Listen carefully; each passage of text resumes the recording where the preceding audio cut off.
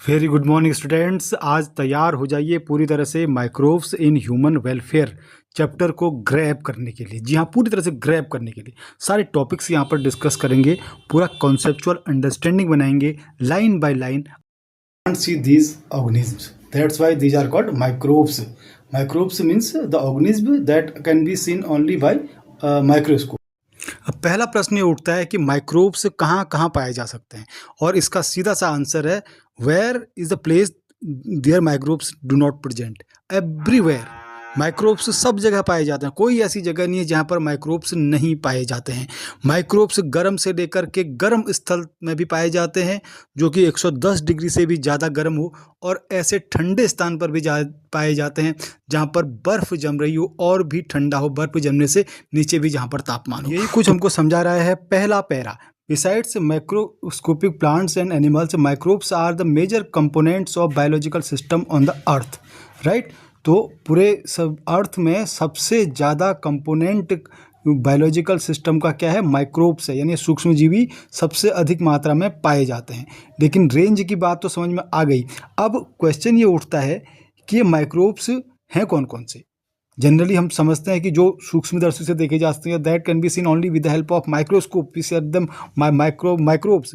But microbes are diverse protozoa. कौन कौन से हो सकते हैं? डाइवर्स प्रोटोजोआ हैं, बैक्टीरिया हैं, फंजाई हैं, और उसके अलावा microscopic animal and plant virus हैं, वायरॉइड्स हैं और प्रायोन्स हैं। तो ये सारे किसके अंतर्गत आते हैं? हमारे माइक्रो ऑर्गेनिज्म के अंदर आते हैं। अब इसमें से हमें बैक्टीरिया, फंजाई, वायरस, इनका नाम तो हमने सुना होगा, और वायरॉइड्स और प्रायोन्स हमारे लिए नया होगा। तो वायरॉइड्स कहते हैं है बेसिकली वायरस ही होता है, लेकिन इसमें केवल डीएनए होता है, इसमें प्रोटीन नहीं होती है। हमें पता है कि कोई भी वायरस प्रोटीन और डीएनए का बना होता है, और प्रायोन्स केवल प्रोटीन का ही पार्टिकल होता है, इसमें डीएनए नहीं होता है। तो ये सारी कैटेगरी हमारे किसकी है? माइक्रो ऑर्गेनिज्म की। ये सबको याद होना चाहिए बाय हार्ट कि माइक्रो ऑर्गेनिज्म में क्या क्या चीज़ें आती हैं, राइट। तो प्रोटिस्टा जब आपने पढ़ा होगा क्लास 11th में, वहाँ आपने ये सारी चीज़ें ध्यान में आपकी होंगी। चलिए नेक्स्ट हेडिंग आते हैं microbes in household products. अब microbes in household product यानी अब हमारे घरों में चीज़ें बन रही है। अब घरों के जनरल जो normally day to day life होती है उसमें भी माइक्रोब्स कहाँ का बेनिफिशियल है, क्योंकि हमें इसमें केवल ह्यूमन वेलफेयर में ही पढ़ना है। हार्मफुल माइक्रोस्कोप की स्टडी हमें इस चैप्टर में नहीं करनी है। तो ये पहले इसकी एक समझ बनानी है, और मेन चीज़ों को अपना नोट बनाते जाना है कि क्या क्या चीज़ें इसकी नोट बना सकते हैं। अपने अपने तरीके से अपना नोट आप तैयार कर लीजिए, ठीक। चलिए, a common example is the production of curd from milk. दूध से दही बनना, ठीक है। दूध से दही बनना बेसिक एग्जांपल है, सबसे बेसिक एग्जांपल। दूध से दही कैसे बनता है? Micro organism such as lactobacillus and other commonly called lactic acid bacteria. तो जितने भी लैक्टिक एसिड बैक्टीरिया हैं वो क्या करते हैं? जैसे जनरली लैक्टोबैसिलस है, क्लोस्ट्रीडियम है, ठीक है। तो ये जनरली क्या करते हैं? ये हमारे मिल्क को कर्ड में चेंज कर देते हैं। तो इसका नाम याद रखना है लैक्टोबैसिलस का, right. Grow in milk and convert it to curd during grow the LAB means lactic acid bacteria, जो कि हमारे मिल्क को कर्ड में बदलते हैं। Produces acid. अब कैसे बदलते हैं ध्यान दीजिए। LAB produces acids that coagulate and partially digest the milk protein. तो क्या करता है? जो भी हमारा लैक्टिक एसिड बैक्टीरिया है वो क्या करेगा? एक एसिड प्रोड्यूस करेगा, ठीक है। तो एसिड कहाँ काम करता है? That coagulate and partially digest the milk protein. तो मिल्क प्रोटीन पर वर्कआउट करता है। मिल्क प्रोटीन वो क्या करेगा? मिल्क प्रोटीन को जमा देगा, राइट, और उसका डाइजेशन करा देगा, यानी कि उसमें रिएक्शन करा देगा, जिससे वो कर्ड में चेंज हो जाएगा मिल्क प्रोटीन, राइट। क्या कौन सा पाया जाता है? केसिन पाया जाता है। ये भी हमें जनरल नॉलेज के लिए ध्यान में रखना है। A small amount of curd added to the fresh milk as inoculum. Inoculum means हम अगर किसी दूध में दही जमाना चाह रहे हैं, फ्रेश दूध है उसमें दही जमाना चाह रहे हैं, तो हमको उसमें थोड़ा सा दही डालना पड़ेगा पहले से, उसे बोलते हैं इनोकुलम, राइट। तो उसे स्टार्टर या इनोकुलम बोलते हैं। तो जिसमें एक चम्मच भी अगर होगा या हाफ चम्मच भी अगर होगा, उस हाफ चम्मच में भी बिलियंस ऑफ लैब होते हैं, लैक्टिक एसिड बैक्टीरिया होते हैं। तो पूरे ही उसका क्या करेंगे? फर्मेंटेशन कर देंगे, पूरे के पूरे मिल्क को वो कर्ड में चेंज कर देंगे। चलिए, अब बात यह है कि हमें ध्यान क्या रखना है कि इसकी न्यूट्रिशनली इसमें क्या इंपॉर्टेंट चीज़ें हैं। Which also improve it's nutritional quality by increasing vitamin B12। तो विटामिन B12 पाया जाता है दही में विशेष तौर पर से, ठीक है, क्योंकि वो क्या है? हमारा केसिन को फर्मेंट कर दिया गया है और लैक्टिक एसिड बैक्टीरिया ने उसमें वर्कआउट कर दिया, तो विटामिन B12 उसमें ज़्यादा मात्रा में पाया जाता है, जिसमें लैब ने वर्कआउट कर रखा है, इसका मतलब दही में, चलिए, in dough which is used for making food such as dosa and idli. अब डोसा राइट, आगे समझ लेते हैं, डोसा और इडली बनाने के लिए जो डफ यूज किया जाता है, ऑल्सो फर्मेंटेड बाय बैक्टीरिया, वही बैक्टीरिया के द्वारा फर्मेंटेड। आपको कुछ नया टर्म लग रहा होगा फर्मेंटेड, जिसने पढ़ा है उसके लिए तो नहीं लग रहा होगा। फर्मेंटेड मीन्स जब बैक्टीरिया क्या करते हैं, बैक्टीरिया एनारोबिक इन्वायरमेंट में जब किसी मीडियम पर वर्कआउट करते हैं, उनका रिस्पायरेशन, जैसे हमारा रिस्पायरेशन की प्रोसेस होती है राइट, एरोबिक रिस्पायरेशन तो जनरली ग्लाइकोलाइसिस और ये क्रेब्स साइकिल वगैरह चलते हैं, लेकिन जब एनारोबिक रिस्पायरेशन होता है, अवायवीय श्वसन होता है, तो एनारोबिक रिस्पायरेशन में केवल फर्मेंटेशन होता है, यानी कि कुछ केमिकल रिएक्शंस होती है जिसमें ऑक्सीजन की आवश्यकता नहीं होती है। तो अब ये भी अपना एनारोब फर्मेंटेशन करेंगे, जो बेकरी में यूज किए जाते हैं, जनरली जो बेकरी में माइक्रोब्स यूज किए जाते हैं राइट, तो उनका क्या करते हैं, फर्मेंटेशन करते हैं। वो कौन सी प्रोसेस करते हैं, fermentation. Fermented by bacteria, the puffed up appearance of duff is due to the production of CO2 gas. तो अगर हम देखते हैं डफ में तो क्या क्या दिखता है हमें, the puffed up appearance of डफ, तो उसके ऊपर कुछ बुलबुले जैसे निकले रहते हैं ऊपर को, ठीक है। तो वो क्या है, is due to the production of CO2, वो CO2 गैस है, वो कार्बन डाइऑक्साइड गैस है। Can you tell which metabolic pathway is taking place resulting in the formation of CO2। तो कौन सी मेटाबॉलिक पाथवे ले रही है यहाँ पर पार्टिसिपेट, कौन सी मेटाबॉलिक पाथवे कर रही है, फर्मेंटेशन कर रही है right.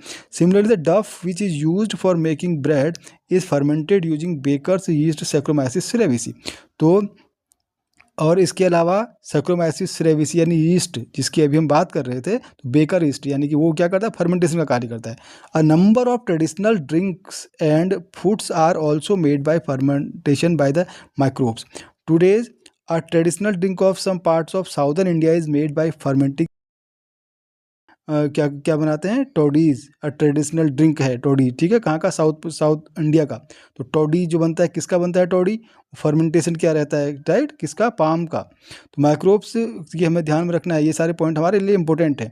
Microbes are also use to ferment fish, soyabean and bamboo shoots to make food right, तो इसके लिए भी यूज किया जाता है। Cheese is one of the oldest food items in which microbes were use, सबसे इंपॉर्टेंट है cheese, ठीक है। चीज़ में क्या क्या यूज किया जाता है, सबसे ओल्डेस्ट फूड आइटम है जिसमें माइक्रोब्स यूज किए गए थे। Different varieties of cheese are known by the characteristics texture, तो अलग अलग वैरायटी है चीज़ की right. Flavour and taste the specially coming from the microbes used, for example large hole in Swiss cheese, और Swiss चीज़ एक variety है, तो Swiss cheese में क्या होता है, लार्ज होल पाए जाते हैं। Are due to production of large amount of CO2, तो उसमें CO2 की गैस जितनी ज़्यादा बन रही है वो क्या बना देती है, उसमें होल जैसा बना देती है। बाय बैक्टीरियम नेम्ड, अब इस बैक्टीरियम का नाम हमें हमेशा के लिए याद रखना है, क्योंकि हमारे लिए इंपॉर्टेंट चीज़ है फैक्ट और इन्फॉर्मेशन राइट, जिसको हमें अपने दिमाग में चिपकाए रखना है। तो बैक्टीरियम का नाम क्या है, प्रोपियोनिबैक्टीरियम सार्मोनी, ठीक है, सरमानी यानी शर्म लगती है इसको। प्रोपेनिबैक्टीरियम नाम है इसका, क्या, प्रोपेनिबैक्टीरियम सरमानी राइट, प्रोपेनिबैक्टीरियम, अपने अकॉर्डिंग इसको याद कर लीजिए, ठीक है। तो ये क्या बनाता है, स्विस चीज़, ये ध्यान रखना है, ठीक है। तो क्योंकि ये हमारे लिए एग्जाम के लिए क्वेश्चन बनेगा। तो स्विस चीज़ में क्यों होल क्यों होता है, production of O2, large amount of production of O2 होता है, कौन करता है, बैक्टीरियम नेम्ड प्रोपियोनिबैक्टीरियम सेरेमानी, इसको बार बार रिवाइज करेंगे तो दिमाग में चिपक जाएगा। Next, the Roquefort cheese are ripened by growing a specific fungi on them. उसके बाद क्या है हमारा, रॉकफोर्ट चीज़, और Roquefort cheese are ripened by growing a specific fungi on them. तो रॉकफोर्ट चीज़ किसके द्वारा बनती है, स्पेसिफिक फंजाई के द्वारा बनती है, which gives them a particular flavour, जिससे उसका एक अलग ही फ्लेवर आता है राइट। तो ये सब चीज़ें क्या हैं, ये सब चीज़ें हमें क्या ध्यान में रखना है यहाँ पर, कि माइक्रो ऑर्गेनिज्म अलग अलग प्रकार के क्या बनाते हैं, चीज़ों को, प्रोडक्ट को बनाते हैं जो कि ह्यूमन वेलफेयर में काम आते हैं, जैसे दही बनना राइट, और उसके अलावा चीज़ का बनना, और टोडा हमने पढ़ा एक साउथ का डिश। तो ये सारी चीज़ें किसके द्वारा बन रही हैं, माइक्रो ऑर्गेनिज्म के द्वारा बन रही है। और इन माइक्रो ऑर्गेनिज्म का नाम हमारे लिए कंपटीशन के लिहाज से और अपने क्लास 12th के बोर्ड एग्जाम के लिहाज से इम्पोर्टेंट है। तो इसकी सब हेडिंग है पहली, फर्मेंटेड बिवरेज राइट, तो हम फर्मेंटेड बिवरेज से ही स्टार्ट करेंगे। हेडिंग आप फर्मेंटेशन तो समझ में आ गया होगा, बेसिक जो हमारा अभी अब इंडस्ट्रियल प्रोडक्ट था, तो यहाँ पर फर्मेंटेड बेवरेज, अब ध्यान देना सभी बच्चों, ठीक है। तो फर्मेंटेड बेवरेज में क्या यूज किया जाता है, हमारे माइक्रोब्स यूज किए जाते हैं जो कि हमारे फर्मेंटेड बिवरेज जो हमारी बनती है, राइट, जितने बिवरेज बन रहे हैं। तो लाइन बाय लाइन थोड़ा मैं यहाँ पर पढ़ के समझाने की कोशिश कर, लेकिन बहुत ज़्यादा इंपॉर्टेंट इस पैरा में नहीं है हमारे लिए, लेकिन जो इंपॉर्टेंट है मैं यहाँ पर हाईलाइट कर दूंगा। तो जनरली वाइन बनती है, ठीक है, वाइन, बियर, विस्की, ब्रांडी और रम, राइट। तो ये सारे क्या हैं, बेवरेजेस, ये बेवरेज के अंतर्गत आते हैं। तो these are included under beverage, wine, beer, whisky, brandy and rum, right. So they are fermented by yeast Saccharomyces cerevisiae. Saccharomyces cerevisiae is the organism, right, is a fungi that used for fermentation of wine, beer, whiskey, brandy और rum. इतना हमें ध्यान रखना है, right. Okay, these are called brewer's yeast, इसे brewer's yeast कहते हैं, और ये भी हमको बहुत महत्वपूर्ण तरीके से याद रखना है। Is used for fermenting malted cereals and fruit juices, right. तो ब्रीवर्स यीस्ट किस में काम आता है हमारा, किसको फर्मेंटेशन करने का काम आता है, माल्टेड सीरियल्स और फ्रूट जूस को करने में काम आता है, जिससे इथेनॉल बनता है, राइट। तो इथेनॉल किसके द्वारा बनता है, सैक्रोमाइसिस के द्वारा बनता है, यीस्ट के, सबको पता रहता है। लेकिन इसे ब्रीवर्स यीस्ट क्यों कहते हैं, क्योंकि ये किस किस पर वर्कआउट कर रहा है, ये ध्यान रखना है, malted cereals and fruit juice पर वर्कआउट करके इथेनॉल बनाता है, तो इसे ब्रीवर्स यीस्ट कहते हैं। ओके, तो ये दो चीज़ें हमें यहाँ पर ध्यान रखनी है। Different types of alcoholic drinks are obtained with और विदाउट डिस्टिलेशन। तो कुछ एक एल्कोहलिक ड्रिंक हमारी डिस्टिल्ड होती हैं, राइट, प्यूरिफाइड होती है, फर्दर प्यूरिफाइड होती हैं। जैसे कौन कौन सी है डिस्टिल्ड के हमारे एग्जाम्पल कौन कौन सी हैं, विस्की, ब्रांडी और रम, राइट। ये क्या है, हमारा distillation of the fermented broth, right, उनका डिस्टिलेशन करके विस्की, ब्रांडी और रम बनाई जाती है। इसके अलावा वाइन और बियर जो है ये अनडिस्टिल्ड है, हमारे नॉन विदाउट डिस्टिलेशन बनती है वाइन और बियर। तो ये बात फैक्ट ध्यान में रखना है, वाइन और बियर नॉन डिस्टिल्ड, बाकी सारे के सारे डिस्टिल्ड। नेक्स्ट चलते हैं एंटीबायोटिक्स। सभी ने देखा होगा, डॉक्टर हमें दवा देता है, कोई भी अगर छोटी मोटी बीमारी हो जाती है, जुकाम लग गया, बुखार आ गया, तो क्या करता है, दवाइयाँ देता है। क्या वो दवाइयाँ क्या है, सारे antibiotics. Anti means against, biotics means life, तो अगेंस्ट लाइफ, लाइफ के अगेंस्ट, यानी अब कौन सी लाइफ, हमारी लाइफ के अगेंस्ट नहीं, ये माइक्रो ऑर्गेनिज्म की लाइफ के अगेंस्ट, बैक्टीरिया के अगेंस्ट, वायरस के अगेंस्ट, और जितने पैथोजन है इनके अगेंस्ट हमें क्या दिया जाता है, एंटीबायोटिक दिया जाता है, राइट। और हम तो क्या है, हम तो प्रो, हमारे लिए तो प्रो है, मतलब हमारे को तो फ़ायदा देता है एंटीबायोटिक, लेकिन नुकसान किसको होता है, जो हमें अटैक कर या जो हमें डिजीज पैदा करते हैं। तो दवाइयाँ दी जाती है, एंटीबायोटिक है। तो एंटीबायोटिक्स के लिए कौन कौन से हमारे लिए बेनिफिशियल हैं, वो सारे हमें याद रखने हैं, ध्यान में रखने हैं, ठीक है। Antibiotics produced by microbes are regarded as one of the most significant discoveries of the 20th century, ठीक है। सारी चीज़ें समझ में आ रही है, बहुत ज़्यादा इंपॉर्टेंट इसमें नहीं है, जो चीज़ें फिगर आउट करने वाली हैं वो मैं यहाँ पर आपको क्लियरली बता दे रहा हूँ, ठीक है। अगेंस्ट लाइफ प्रो लाइफ का कॉन्सेप्ट समझ में आ गया होगा, हमारे प्रो लाइफ है और माइक्रो ऑर्गेनिज्म के अगेंस्ट है, that's why these are called antibodies, right. तो अब इसकी उसमें आ जाता है कि किसने इसकी खोज की। तो सबसे पहले अलेक्जेंडर फ्लेमिंग ने खोज की थी, वाइल वर्किंग ऑन स्टेफिलोकोकाई बैक्टीरिया, ठीक है। जब ये इस पर वर्क कर रहे थे स्टेफिलोकोकाई बैक्टीरिया पर, तो इन्होंने क्या पाया कि स्टेफिलोकोकाई बैक्टीरिया कोई एक ऐसी जगह पर ग्रो नहीं कर पाता है जहाँ पर पेंसिलियम ग्रो कर रहा है। तो पेंसिलियम क्या है, एक फंजाई है। तो पेंसिलियम फंजाई जहाँ पर ग्रो कर रहा है वहाँ पर स्टेफिलोकोकाई बैक्टीरिया ग्रो नहीं कर पा रहा है। रीजन क्या था, कारण ये था कि पेंसिलियम कोई एक ऐसा केमिकल रिलीज करता है, वो केमिकल स्टेफिलोकोकाई को ग्रो नहीं करने देता है। तो हमने पेंसिलियम वो केमिकल रिलीज कर रहा है जिसके कारण ये ग्रो नहीं कर रहा है बैक्टीरिया उसके आसपास, तो उन्होंने इसका नाम पेंसिलियम रख दिया। तो फर्स्ट डिस्कवर्ड हमारा क्या रहा, एंटीबायोटिक क्या रहा हमारा, पेंसिलियम रहा। तो पेंसिलियम नोटेटम नाम का फंजाई है, नाम याद रखना है इसका, पेंसिलियम नोटेटम, ठीक है। लेकिन ज़्यादा इंपॉर्टेंट हमें क्या याद रखना है, its full potential is an effective antibiotics were established much later by Ernst Chain and Howard Florey. इसका नाम याद रखना है भैया हमको अच्छी तरीके से, ठीक है।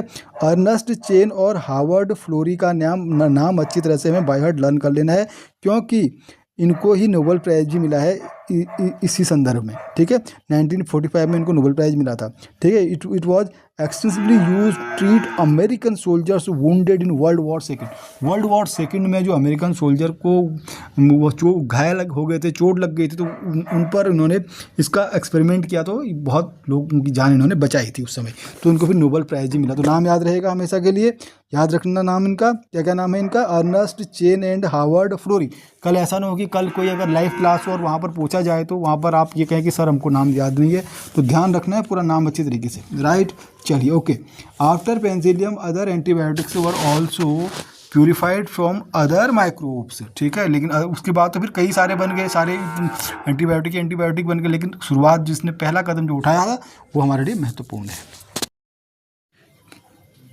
नेक्स्ट इसी की सब हेडिंग है chemicals, enzymes and other bioactive molecule.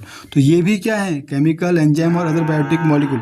अब इस पैरा के अंदर जो जो इंपॉर्टेंट चीज़ें होंगी वो मैं यहाँ पर एज इट इज बता दूंगा। बस बहुत ही, देखिए चीज़ें बहुत आसान होती हैं, लेकिन हम उसको कॉम्प्लेक्स बना देते हैं। इतना आसान होता है सब चीज़ें, या नीट क्वालिफाई करना हो, या आपके बोर्ड एग्जाम में आपको मार्क्स लेने हो, या जिस भी एग्जाम के लिए आप इस वीडियो को देख रहे हैं, पढ़ रहे हैं, तो बहुत आसान होता है हर चीज़, अगर हम सिस्टमेटिक करें, अगर हम तरीके से करें और उतना ही करें जितने की आवश्यकता।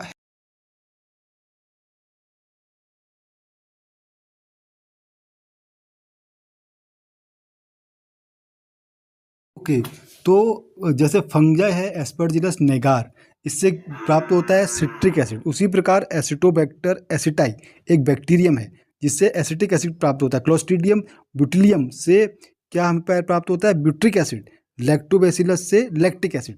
ये हमको लर्न रखना है, right. Yeast is used for commercial production of ethanol, we know that better, right. Yeast Saccharomyces cerevisiae, the name of yeast is Saccharomyces cerevisiae, we already have discussed many time. Okay, then streptokinase is an important chemical that is released by streptococcus, right.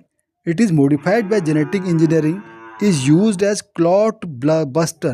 This should be remembered by heart. इसे by heart याद रखना है। clot buster होता है streptokinase, okay. कहाँ से release होता है, स्ट्रेप्टोकोकस से, for removing clots from the blood vessels of patient. तो जो भी हार्ट का पेशेंट होता है उसमें जो ब्लड वेसल में जो क्लॉटिंग हो जाती है, उस क्लॉटिंग को रिमूव करने के लिए स्ट्रेप्टोकाइनेज का यूज किया जाता है। बहुत इंपॉर्टेंट है हमारे एग्जाम के लिहाज से, तो ये इसे क्लॉट ब्लस्टर की तरह हम यूज करते हैं, ठीक है।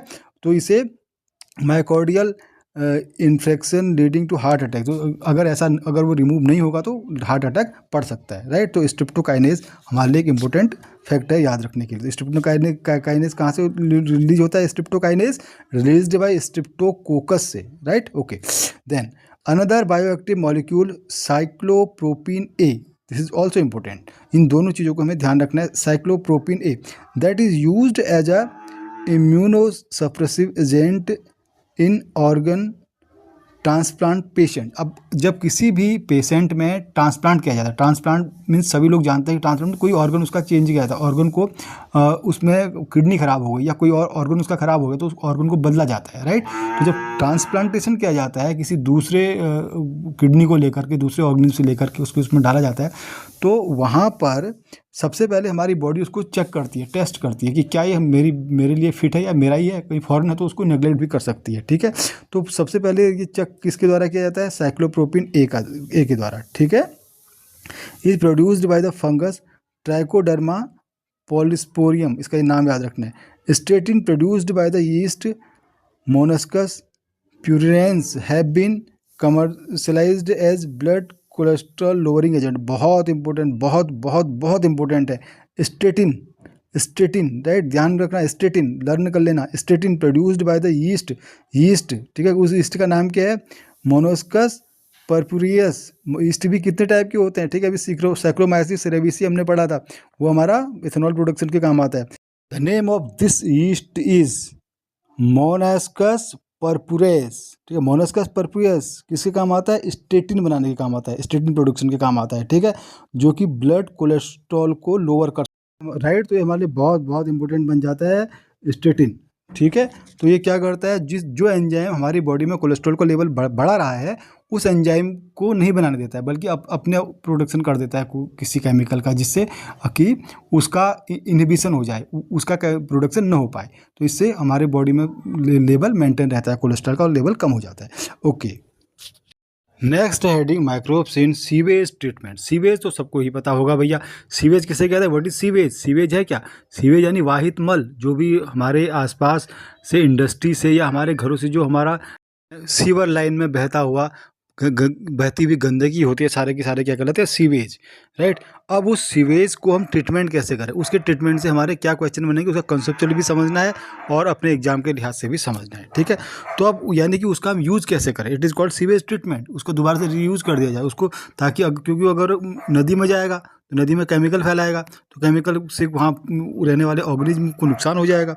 तो हमें क्या करना है, उसको प्यूरीफाई करना है, उसको प्यूरीफाई करके उसको यूज़ करना है। It is called sewage treatment. Sewage treatment in sewage treatment plant, तो कहाँ यूज किया जाता है, STPs, सीवेज ट्रीटमेंट प्लांट। बड़े बड़े प्लांट इसके बने हुए हैं आज की डेट में, ठीक है। तो ये सारे क्या कार्य करते हैं, हमारा इसका ट्रीटमेंट करने का काम करते हैं। तो सीवेज ट्रीटमेंट में हमें 2 हेडिंग ध्यान में रखनी है, राइट। पहला प्राइमरी ट्रीटमेंट, उसके बाद सेकेंडरी ट्रीटमेंट। तो फर्स्ट आ जाइए प्राइमरी ट्रीटमेंट में। तो सबसे पहले हम क्या करेंगे, सारे सीवेज को, सबसे पहले हम सारे सीवेज से प्रारंभिक गंदगी, शुरुआत की गंदगी, यानी कुछ एक चीज़ें तो उसके ऊपर ऊपर तैर रही होंगी, कुछ एक चीज़ें उसमें मोटे मोटे पत्थर के कण भी हो सकते हैं, लकड़ी की कोई भी चीज़ हो सकती है, ठीक है, जो कि सेडिमेंट हो जाए, नीचे बैठ जाए। तो हम किसी टैंक में डाल देंगे उसको, एक बड़े से प्राइमरी टैंक में, कि ताकि उस सीवेज का जो भी गंदा पानी वाहित मल उसमें आया हुआ है, उसका अपर पोर्शन पर फ्लोटिंग हल्की चीज़ें और नीचे कुछ सेटलमेंट चीज़ें हो जाए, ताकि हम उसको बाकी का को प्योरीफाई कर सकें। तो पहला तो ये प्राइमरी ट्रीटमेंट के अंतर्गत यही आता है। This treatment steps basically involve physical removal of particle. तो हम क्या करते हैं, फिजिकली उनको रिमूव करते हैं, लार्ज और स्मॉल पार्टिकल को। तो सीक्वेंशियल फिल्ट्रेशन, सीक्वेंशियल फिल्ट्रेशन के द्वारा, सीक्वेंशियल में सीक्वेंस से भैया अब अभी छोटे बड़े जितने पार्टिकल, सारे पार्टिकल रिमूव कर देंगे। It is called sequential filtration. Sequential filtration होगी उस पर, और उसके बाद सेडिमेंटेशन, और मोटी मोटी चीज़ें नीचे जम जाएंगी, इट इज़ कॉल्ड सेडिमेंटेशन, ठीक है। अब इसके बाद प्राइमरी स्लज और सुपरनेटेंट फ्रॉम द इफ्लुएंट। अब ये दोनों चीज़ें मिलकर के क्या बन जाता है, इफ्लुएंट बन जाता है, राइट। प्राइमरी स्लज और सुपरनेटेंट जो बच गया है वो सारा क्या बन जाएगा, हमारा इफ्लुएंट बन जाएगा। The effluent from the primary settling tank is taken for secondary treatment. अब जो हमारा बचा कुचा इफ्लुएंट है, उस इफ्लुएंट को हम क्या करेंगे, सेकेंडरी ट्रीटमेंट के लिए भेज। अब ये टर्म ध्यान रखना, effluent, right, effluent, it is called effluent. जो बच गया उसे कहते हैं इफ्लुएंट, ठीक है। क्या पहला क्या याद रखना, सीक्वेंशियल फिल्ट्रेशन। सीक्वेंशियल फिल्ट्रेशन के द्वारा हमने उसको फिल्टर किया था। चलिए आगे हम सेकेंडरी ट्रीटमेंट में, यानी दूसरे टैंक में आ गए। तो 2 टैंक बनाए हमने। एक टैंक में पहले क्या किया हमने, फिल्टर किया ऊपर ही ऊपर, कुछ चीज़ों को नीचे जमने दिया। अब जो चीज़ें बन गई बच गई, उसे हमने क्या कहा, प्राइमरी स्लज, और जो भी सुपरनेटेंट था उसे हमने क्या कहा, effluent.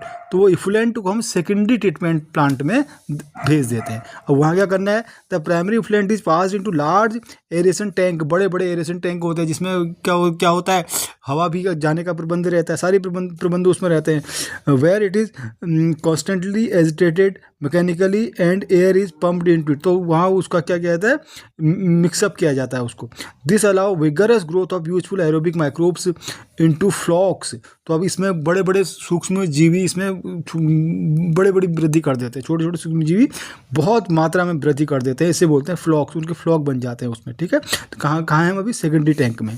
Bacterial associated with fungal filament to form mesh like structures while growing these microbes consume the major part of the organic matter in the effluent. अब उसमें जो भी ऑर्गेनिक मैटर होगा, जो भी ऑर्गेनिक मैटर उस इफ्लुएंट में रहा होगा, इफ्लुएंट क्या था समझ में आ गया ना, पहले टैंक से जो बचा वाला चीज़ें थी सारी हमने दूसरे से टैंक में डाल दी, उसे इफ्लुएंट कहते हैं। तो अब उस इफ्लुएंट में जितना भी ऑर्गेनिक मैटर होगा, उस ऑर्गेनिक मैटर को ये माइक्रो ऑर्गेनिज्म समाप्त कर देगी, उसका डाइजेशन कर देंगे, right. The while growing these microbes consume the major part of the organic matter in the effluent. This significantly reduce the BOD। अब यहाँ पर हमें ध्यान रखना है, इतना तो चीज़ें हमारी थ्योरेटिकली समझ में आ गई, लेकिन अब हमारे लिए एक फैक्ट क्या ध्यान रखना है कि बायोलॉजिकल ऑक्सीजन डिमांड। तो BOD क्या है, BOD मीन्स BOD यहीं से स्लज से ही ओरिजिनेट हुआ है, सीवेज से ही ओरिजिनेट हुआ है। तो BOD मीन्स अब 1 लीटर पानी में अब ऑक्सीजन की कितनी आवश्यकता है, ऑक्सीजन की आवश्यकता क्यों पड़ेगी, क्योंकि जब माइक्रोब्स को उसमें ग्रो करेंगे तो वो ऑक्सीजन कंज्यूम कर लेंगे, पानी का सारा ऑक्सीजन वो ले लेंगे, तो पानी में ऑक्सीजन की कमी हो जाएगी वाटर में। अब जितने वाटर में ऑक्सीजन की कमी होते जाएगी उससे हम क्या बोलते हैं, बायोलॉजिकल ऑक्सीजन डिमांड या बीओडी बोलते हैं, ठीक है।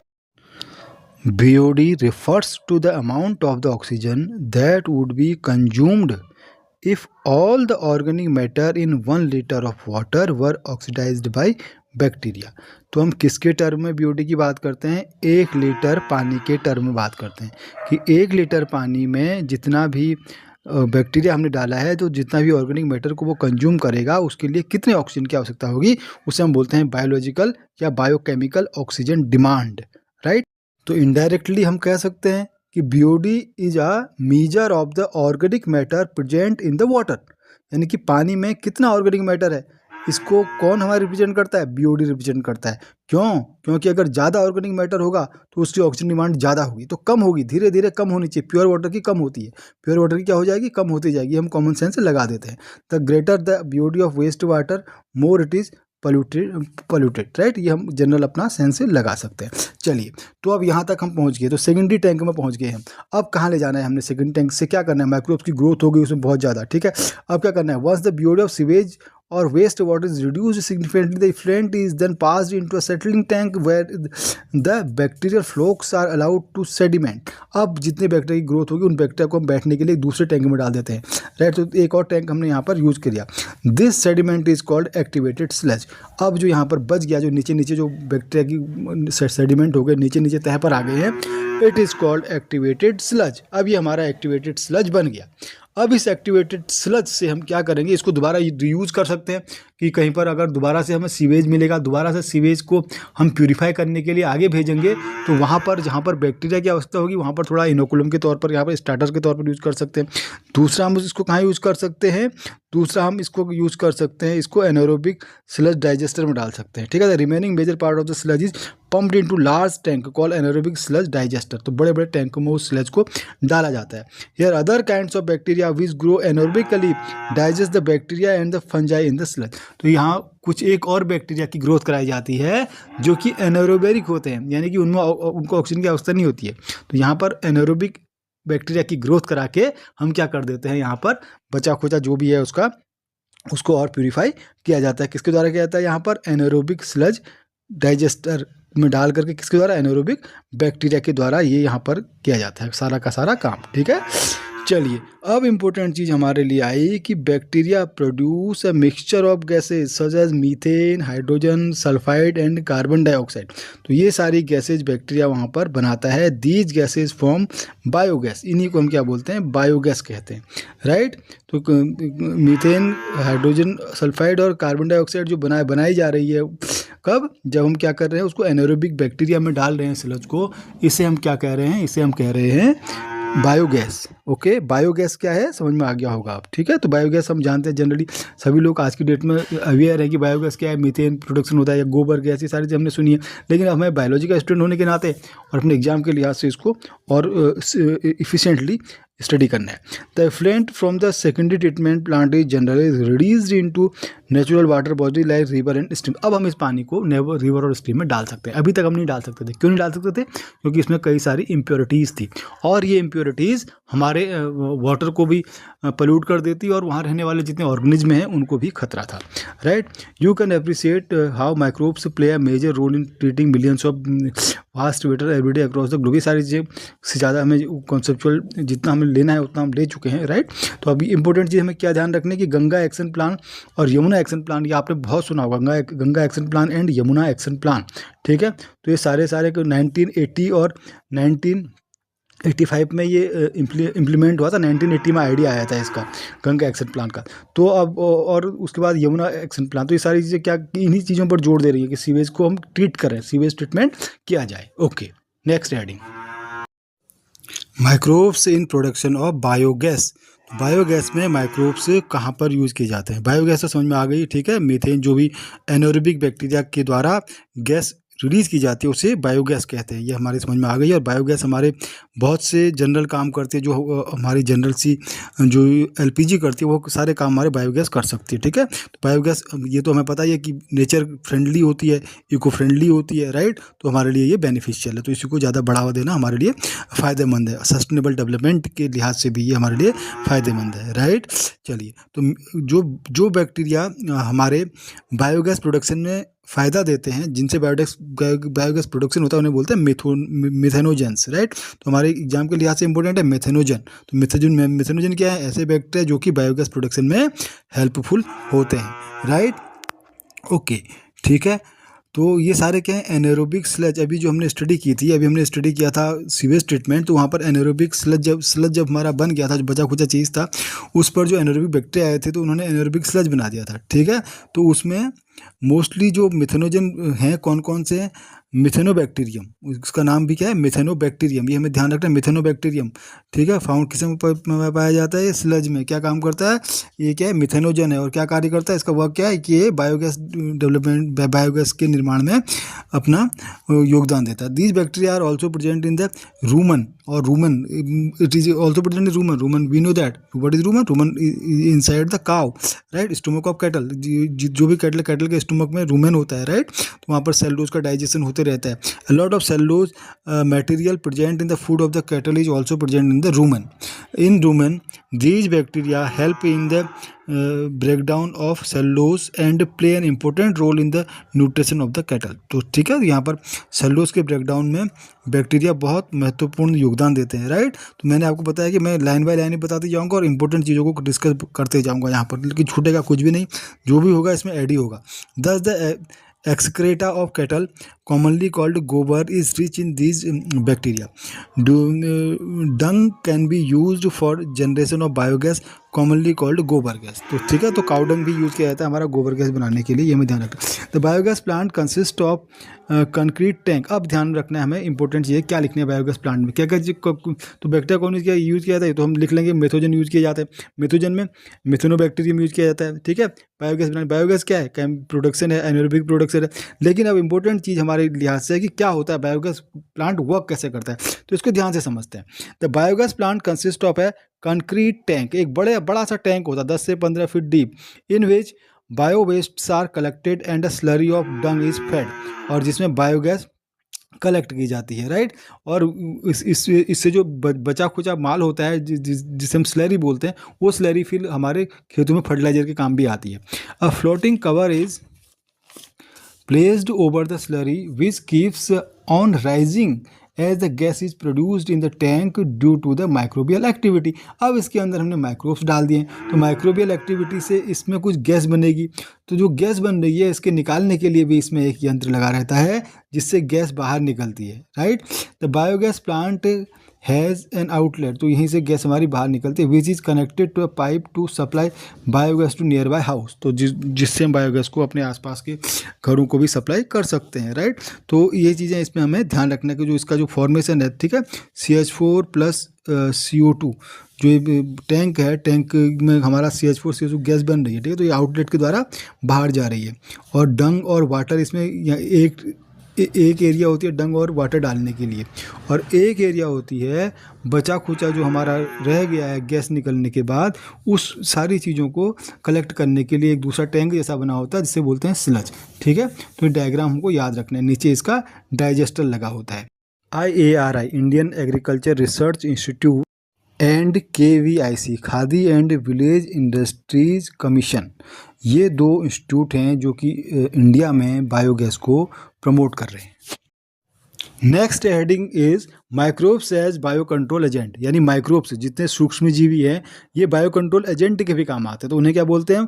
Bio control. बायो कंट्रोल करने का तात्पर्य क्या है? बायो कंट्रोल करने का तात्पर्य है कि एक जीव को दूसरा जीव कंट्रोल करे, उस जीव की संख्या को बढ़ने से दूसरा जीव उसका प्रिडेशन कर दे, उसको खा ले, उसका भक्षण कर ले, तो क्या होगा? उसकी संख्या उतनी नहीं बढ़ पाएगी, बैलेंस रह जाएगा। तो एक बैलेंस बनाना है। इकोसिस्टम में नेचुरल बैलेंस होता है, ठीक है। अब सपोज करिए कि हमारी कोई गेहूं की फसल है या धान की फसल है, उस धान की फसल में कोई भी ऑर्गेनिज्म जो उसको नुकसान पहुंचा रहा है, ठीक है, उसकी संख्या बहुत ज़्यादा बढ़ जाती है, तो क्या हो जाएगा? हमारे फसल को नुकसान हो जाएगा। फसल को तो नुकसान होगा ही होगा, उसके अलावा और भी जीवों का इम्बैलेंस हो जाएगा, क्योंकि उसको जो जीव खाते हैं उसके ऊपर भी कुछ जीव होंगे जो उन जीवों को खाते हैं, उनकी संख्या क्या हो जाएगी, उनकी संख्या ही बढ़ने लग जाएगी। ठीक है, अब जब नीचे की संख्या, नीचे की चीज लेवल पर ये ज़्यादा चीज़ों को आप भक्षण कर लेंगे तो हम हमारे लिए प्राइमरी प्रोड्यूसर तो बचेंगे ही नहीं उस इकोसिस्टम में, तो धीरे धीरे इकोसिस्टम समाप्त हो जाएगा। तो हमें क्या करना है, उसका कंट्रोल करना है। अब उसका कंट्रोल करने के लिए दो तरीके हैं। एक तरीका तो है कि हम उसमें पेस्टिसाइड डाल दें या इंसेक्टिसाइड डाल दें, यानी कि जिससे वो मर जाए, केमिकल डाल दें जिससे उनकी संख्या को कम कर दिया जाए। लेकिन वो तरीका कारगर नहीं है। क्यों? क्योंकि लॉन्ग टर्म में वो इकोसिस्टम वैसे भी खत्म हो जाएगा, क्योंकि वो बैलेंस नहीं बन पाएगा। अब इसका बैलेंस बनाने के लिए आज की डेट में बायोटेक्नोलॉजी ने बहुत एडवांसमेंट कर लिया है, इंप्रूवमेंट कर लिया है। तो आज की डेट में बायो कंट्रोल के द्वारा हम उनका चयन कर देते हैं, उन पेस्टिसाइड्स का हम चयन कर देते हैं, उन इंसेक्टिसाइड्स का चयन कर देते हैं, नेचुरली एनिमल हैं या ऑर्गेनिज्म हैं जो कि उनको फीड करते हैं, उनको उनका भक्षण करते हैं, तो उनका हम बढ़ावा कर देते हैं, उसमें उनकी संख्या बढ़ा देते हैं ताकि संख्या में कंट्रोल आ जाए और इकोसिस्टम भी बैलेंस रहे। तो यही सब हमें ये हेडिंग बता रही है कि माइक्रोब्स को हम कैसे बायो कंट्रोल एजेंट की तरह यूज कर सकते हैं। We can use microbes to control the number of pest और insects that harm our ecosystem or our agriculture crop. The very familiar beetle with red and black markings, the ladybird and dragonflies are useful to get rid of aphids and mosquitoes. अब aphids और mosquito यानी aunt और mosquito जो हमारी फसल को नुकसान पहुंचाते हैं, तो इनसे बचने के लिए लेडी बर्ड यूज़ की जाती है, लेडी बर्ड और ड्रैगन फ्लाइज। अब इंपॉर्टेंट है इनका नाम याद रखना, ठीक है। लेडी बर्ड एफिड्स के लिए और ड्रैगन फ्लाइज मॉस्किटो की संख्या को कम करने के लिए। An example of microbial bio control agent that can be introduce in order to control butterfly caterpillars is the bacterium Bacillus thuringiensis. बहुत इंपॉर्टेंट है, हमारे बायोटेक्नोलॉजी वाले चैप्टर में भी है ये। बेसिलस थुनिजेंसिस यानी बीटी कपास, बीटी कॉटन। तो बीटी कॉटन क्या करता है, बेसिलस थुनिजेंसिस को हम उसमें इंट्रोड्यूस करा देते हैं, यानी कपास के पौधे में हम वो जीन डाल देते हैं जो बेसिलस थुनिजेंसिस नामक बैक्टीरिया पाए जाते हैं। ये जीन क्या काम करता है, ये जीन जो भी कपास के पौधे को नुकसान पहुंचाता है, उस जीव को ये उस जीव के गट में जा कर के वो जीव जैसे ही वो जीव कपास के पौधे को खाता है या कपास की फसल को खाता है, तो उसके गट में जा कर के उसके गट में एक केमिकल रिलीज करता है और वह केमिकल उसकी डेथ करा देता है, जिससे बायो कंट्रोल हो जाता है, राइट। लेकिन यह बीटी टॉक्सिन जो भी वो विष पैदा करता है वो औरों को नुकसान नहीं पहुंचाता है, केवल सेलेक्टेड उसी पर्टिकुलर ऑर्गेनिज्म को नुकसान पहुंचाता है। तो कितना इंटरेस्टिंग है कि किसी एक पर्टिकुलर को मारने के लिए हमने बेसिलस थुनिजेंसिस का वो जीन उस कपास में डाल दिया है और वो कपास का पौधा उस पर्टिकुलर सेलेक्टेड अपना एंटागोनिस्टिक एक्टिविटी करके उस पर्टिकुलर सेलेक्टेड अपने दुश्मन को पहचान करके उस पर अटैक करता है, राइट। तो it is called BT cotton. A biological control being developed for use in the treatment of plant disease is the fungus Trichoderma. Trichoderma species are free-living fungi that are very common in the root ecosystem. They are effective biocontrol agents of several plant pathogens. Trichoderma की species को हमें ध्यान रखना है। Trichoderma है क्या, trichoderma क्या है, फ्री लिविंग फंजाई है। ये भी प्लांट पैथोजन के को कंट्रोल करने में काम आता है, बायो कंट्रोल की तरह काम करता है। और इंपॉर्टेंट चीज़ है बकुलो वायरस। तो 2-3 चीज़ें इसमें इंपॉर्टेंट ध्यान रखने वाली है। ये तो बीटी कॉटन, ओके, लर्न हो गया। दूसरा ट्राइकोडर्मा, ओके, लर्न हो गया। Third baculovirus. तो baculovirus are pathogens that attack insect and other arthropod. तो इंसेक्ट और आर्थ्रोपोड को बकुलो वायरस क्या है, अटैक करते हैं, राइट। तो उससे क्या हो जाएगा, इंसेक्ट और आर्थ्रोपोड की संख्या को कंट्रोल किया जा सकता है बकुलो वायरस के द्वारा।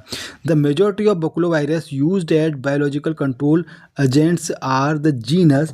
अब इसका नाम हमको याद रखना है, न्यूक्लियोपॉलीहेड्रोवायरस। न्यूक्लियोपॉलीहेड्रोवायरस ध्यान रखना है, न्यूक्लियोपॉलीहेड्रोवायरस नाम। लास्ट बट नॉट लीस्ट कहना चाहिए थोड़ा स्टाइलिश अंदाज में, क्योंकि अब हम चैप्टर के लास्ट में पहुंच चुके हैं। इतना पेशेंस आपने रखा है। तो माइक्रोब्स एज बायो फर्टिलाइजर, तो आपके पेशेंस के लिए आपका बहुत बहुत धन्यवाद। और पूरी तरह से याद कर लेना, तभी इसका सही फल मिलेगा। बहुत बहुत आपने जो है यहाँ पर तारीफ का कार्य किया है। तो अब लास्ट हेडिंग में आ जाते हैं, माइक्रोब्स एज बायो फर्टिलाइजर। तो बायो फर्टिलाइजर में माइक्रोब्स कहाँ कहाँ यूज़ किए जाते हैं, बायो फर्टिलाइजर किसे कहते हैं, पहले तो ये समझ लेते हैं। बायो फर्टिलाइजर मीन्स जैसे आज तक हम केमिकल यूज़ करते आते, जब तक बायो फर्टिलाइजर का आविष्कार नहीं हुआ था, पता नहीं चला था, तो हमने क्या किया था, यूरिया वगैरह सारे केमिकल डाल दिए मिट्टी में, जिससे सॉइल की प्रोडक्टिविटी भी कम हो गई। और प्रोडक्टिविटी कम होने के अलावा क्या हुआ कि हमारा जो भी उसने फसल उगाई, उस फसल में भी कहीं ना कहीं वो केमिकल चले गया, जिससे बायो मैग्निफिकेशन का भी खतरा रहता है, यानी कि जिससे फसल भी कहीं ना कहीं पोल्यूटेड हो सकती है। ठीक है, तो बायो फर्टिलाइजर इंट्रोड्यूस कराए गए ताकि वो केमिकल का हार्म ना हो सके। तो so some microbes are very beneficial for soil and crop, right? These microbes are called biofertilizers, right? तो बायोफर्टिलाइजर में हमें क्या डिस्कस करना है, organic farming. We know that organic farm, what is organic farming? Organic farming means where the chemicals are not used for farming, right? Urea and other chemicals are not used, but the agent, bio agents are used for farming, right? We use cow dung. Cow dung is a biofertilizer, right? Biofertilizer organism that enrich the nutrient quality of the soil. तो enrich करेंगे nutrient quality, this is we have to learn। ये हमें generally कोई भी plant atmosphere से nitrogen नहीं ले सकता है। प्लांट को नाइट्रोजन के लिए सॉइल पर डिपेंड रहना पड़ता है, यानी कि वो अपने रूट के द्वारा नाइट्रोजन को एब्जॉर्ब करता है। तो अगर सॉइल में नाइट्रोजन नहीं होगी तो कैसे एब्जॉर्ब करेगा? तो सॉइल में नाइट्रोजन की मात्रा को बढ़ाने के लिए राइजोबियम, जो कि दाल के पौधों की जड़ों में पाया जाता है, एक बैक्टीरिया है जो कि क्या करता है, राइजोबियम बैक्टीरिया, ये नाइट्रोजन को फिक्स कर देता है पौधे के लिए, ताकि पौधा उसे जड़ से ले सके, राइट? तो इससे इस तरह से किसका वर्क कर रहा है? बायो फर्टिलाइजर का वर्क कर रहा है। उसी प्रकार एजोस्पेरम एंड एजोटोबैक्टर, इनका नाम भी याद रखना है हमें एग्जाम के लिहाज से भी और नीट के लिहाज से भी, राइट? तो ये भी सॉइल में पाए जाते हैं बैक्टीरिया, और क्या करते हैं, इनरिच करते हैं नाइट्रोजन का। Fungi are also known to form symbiotic association. तो फंजाई क्या करते हैं, सिम्बायोटिक एसोसिएशन में रहते हैं कुछ पाइनस की ट्री के साथ, यानी कुछ पेड़ों की जड़ों के साथ। उस पेड़ की जड़ों में फंजाई या कवक उनके जड़ों के साथ दोस्ती कर लेते हैं, ठीक है? सिम्बायोटिक एजेंट, दोस्ती करने का मतलब कुछ चीज़ें उसकी जड़ उसको देगी और कुछ चीज़ें वो प्लांट को देगा। तो दो प्लांट की रूट तो उसे शेल्टर दे रही है और वह प्लांट को फॉस्फोरस देता है, राइट? तो फॉस्फोरस देता है ग्लोमस, एक फेमस माइकोराइजल एसोसिएशन करने वाला फंजाई है जो कि फॉस्फोरस देता है, ठीक है? नेक्स्ट, साइनोबैक्टीरिया, भी कई सारे साइनोबैक्टीरिया हैं जो कि नाइट्रोजन फिक्सेशन का वर्क करते हैं। एनाबिना, नॉस्टॉक, ऑसिलेटेरिया, इनका नाम हमें याद रखना है। ये ब्लू ग्रीन एल्गी हमारा नाइट्रोजन फिक्सिंग का वर्क करती है और जिससे सॉयल इनरिच होती है। तो इस तरह से बायो फर्टिलाइजर के रूप में हमारे हेल्थ के लिए भी अच्छे होते हैं और नेचर के लिए भी अच्छे होते हैं।